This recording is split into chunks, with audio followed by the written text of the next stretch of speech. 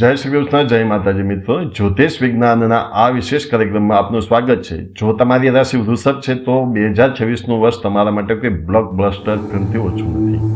ખાસ કરીને મે 2026નો મહિનો તમારા જીવનમાં કેવા મોટા પરિવર્તનો લાવશે? શું આ મહિને તમારી આર્થિક તકલીફો દૂર થશે? વિદ્યાર્થીઓ અને સ્ત્રીઓ માટે કેવો રહેશે આ સમય?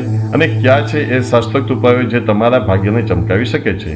આજે આપણે આ વિડીયોમાં 1 મે થી 31 મે 2000 સુધીના સમયગાળાનું સંપૂર્ણ ભવિષ્ય જાણીશું. તો વિડીયોને અંત સુધી જરૂરથી જોજો, કારણ કે આ વિડીયોમાં આપણે કામની વાત પણ કરીશું. નમસ્તે મિત્રો, સ્વાગત છે આપણી ચેનલ લાઈવ ઇનિક્લેટ પર. મિત્રો, મે મહિનામાં બ્રહ્માંડમાં ગ્રહોની ચાલ અત્યંત રસપ્રદ છે. શનિ મહારાજ આખું વર્ષ તમારી રાશિથી 11મા ભાવમાં એટલે કે લાભ ભાવમાં બિરાજમાન છે, જે વર્ષોની મહેનતનું ફળ આપવા તૈયાર છે. ગુરુદેવ તમારા બીજા ભાવમાં ધન અને પરિવારની રક્ષા કરી રહ્યા છે, પરંતુ મે મહિનામાં કેટલાક મોટા ફેરફારો થવાના છે. 11 મેના રોજ મંગળનું ગોચર તમારા 12મા ભાવમાં થશે, જે ખર્ચ અને ગુસ્સા પર નિયંત્રણ રાખવાનો સંકેત આપે છે. 14 મેના રોજ રાશિ સ્વામી શુક્ર બીજા ભાવમાં પ્રવેશ કરશે, જેનાથી તમારી વાણીમાં મધુરતા આવશે. 15મી મેના રોજ સૂર્ય અને બુધ તમારી રાશિમાં પ્રવેશ કરશે, જે તમારા આત્મવિશ્વાસને નવી ઊંચાઈ આપશે. હવે ચાલો વાત કરીએ તમારી કારકિર્દીની. રાહુ તમારા 10મા ભાવમાં છે, જે તમને અત્યંત મહત્વાકાંક્ષી બનાવશે. જો તમે નોકરીમાં છો તો 15 મે પછી સૂર્ય અને બુધના પ્રભાવથી તમારી પ્રતિષ્ઠા વધશે. ઉપરી અધિકારીઓ તમારા કામની નોંધ લેશે, પરંતુ સાવધાન, 11 મે પછી મંગળના 12મા ભાવમાં જવાને કારણે ઓફિસ પોલિટિક્સ અથવા ગુપ્ત શત્રુઓથી બચવું પડશે.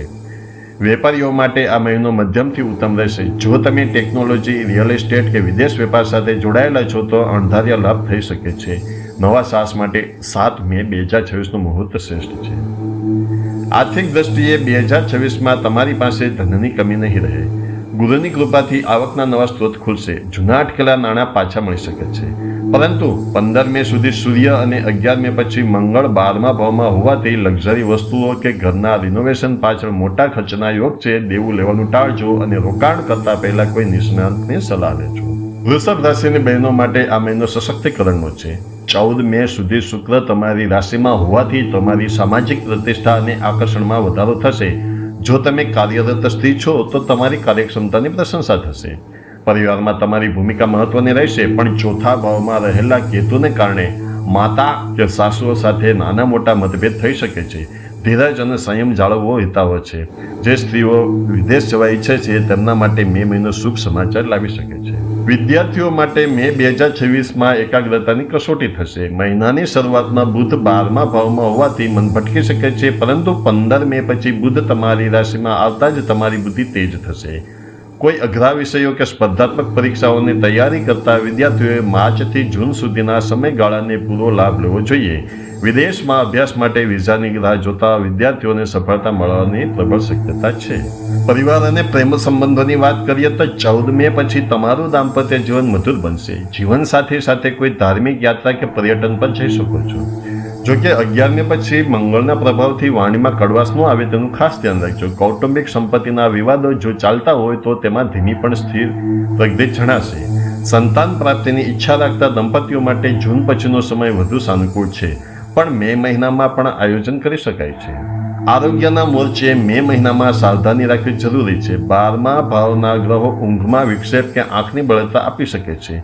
ગરમીને કારણે થતી બીમારીઓ અને પાચન સંબંધિત સમસ્યાઓથી બચવા પૂરતું પાણી પીવું અને યોગ્ય આહાર લેવો. શનિની દ્રષ્ટિ હોવાથી આળસનો ત્યાગ કરી દરરોજ યોગ અને વ્યાયામ શરૂ કરો.